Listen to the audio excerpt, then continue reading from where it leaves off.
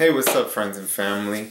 So I've been asked a few times about this new diet or new lifestyle of eating habits that I've been doing.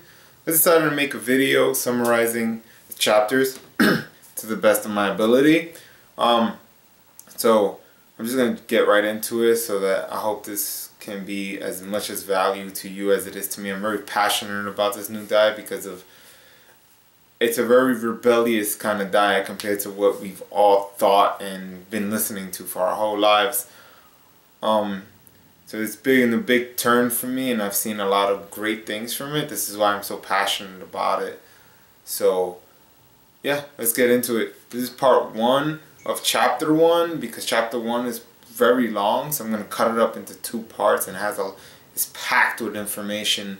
So I have my notes here just so I can read off a little bit. I don't want to get anything wrong. So I want to start with the Bulletproof diet, right? He starts by talking about inflammation. Now, I've heard about inflammation and how, certain foods actually inflame. When your body is stressed, that part will inflame to heal itself, right? But there's a good inflammation, the good types of inflammation and bad types of inflammation. So like he puts the definition, inflammation is the body's natural response to a pathogen, toxin, stress, or trauma. So as I said, when the body is stressed, it swells up in an effort to heal itself, and it's necessary for tissue repair. So when you work out, or my friends that do heavy lifting, when you rip that muscle, that's good inflammation, because then certain cells go there to heal it, and it just makes the muscle much bigger, right? So that's what we call acute inflammation. And then but the bad part is high levels of inflammation have been a center of many diseases in Western society. So heart disease, diabetes, like a bunch, like 70% of the deaths of these diseases are caused by inflammation, high levels of inflammation. But the reason for that is because in our diet, there is an abundance of what he calls anti-nutrients. Now, obviously, that's the complete opposite of what a nutrient is and does. So these, as it says here, these anti-nutrients cause chronic inflammation and irritate the gut, triggers the immune system, and damages the body detoxification and repair systems.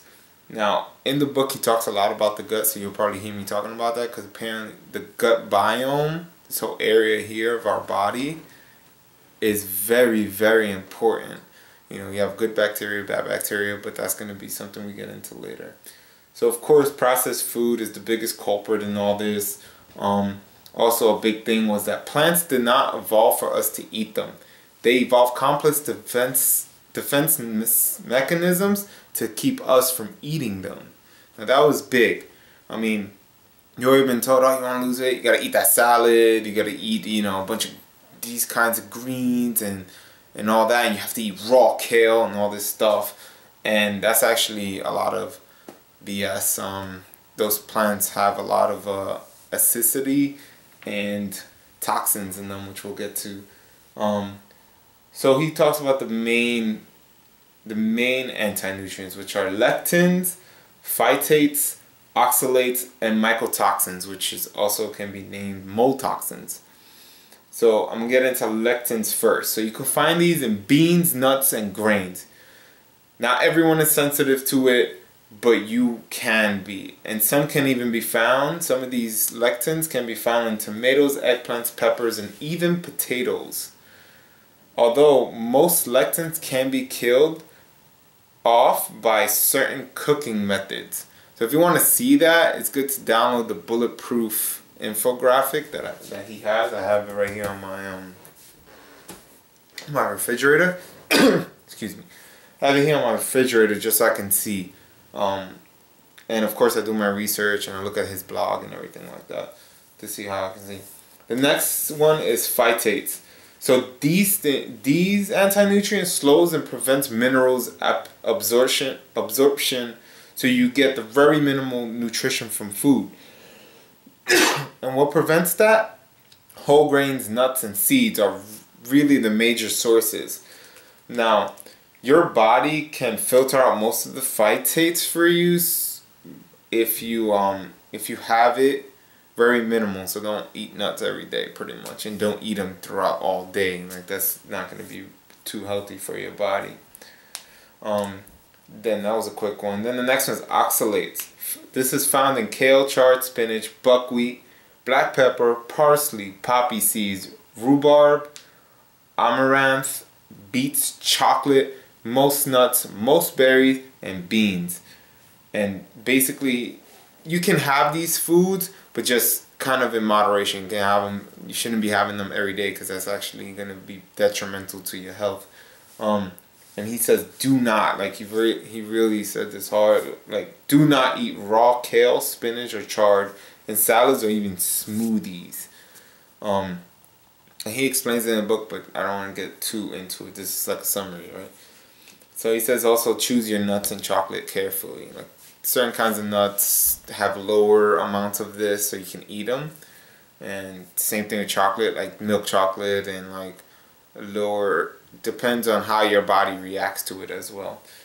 And then I'm going to end it off with mycotoxins because that's like the longest one.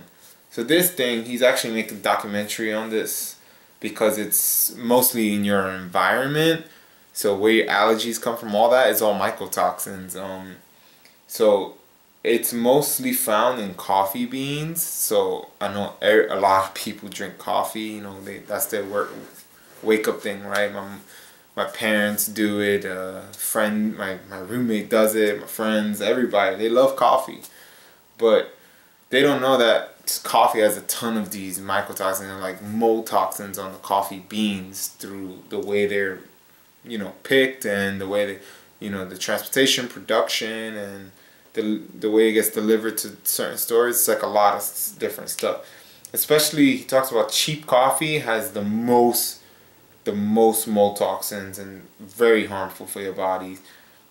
And high levels of this toxin have been known to cause cancer, hypertension, kidney disease, and even brain damage. Decaf coffee is probably even worse because what decaf coffee does is they remove caffeine. Now, caffeine has a certain kind of antifungal nutrient, so it fights off the mold toxin a little bit. But decaf completely leaves the bean defenseless to toxin. So it's literally the worst you can have. Stanton says, aside from coffee, it can also be found in wheat, corn, and other grains. Just pretty much don't eat grains. Also found in peanuts, fruits, chocolate, and wine. This is they're tainted, they're not hit really hard. And what I want to end with is something he said very interesting, which is like, you're not what you eat, but you're what your food ate. Because, you know, with meat, and what do they feed our cows and pigs and everything? They feed them wheat. That goes through their system, we eat it, it goes into our system. So he talks a lot of things on that, you know, eat grass-fed meats, so like grass-fed beef, grass-fed lamb, and things like that. Of course, there's going to be a part 2 for the chapter 2 because it's very long. So I just wanted to put this out there and give you a little ideas. If you know, it's New Year, everyone wants new health habits, they want to work out and all this good stuff. So I want to be able to help you, obviously, and give them my value. So hope you enjoyed this video. If you have any questions, let me know. I'll definitely look for research, answer your question. Yeah, just let me know. Message me on Facebook or leave a comment in the YouTube video. And yeah, see you in the next video.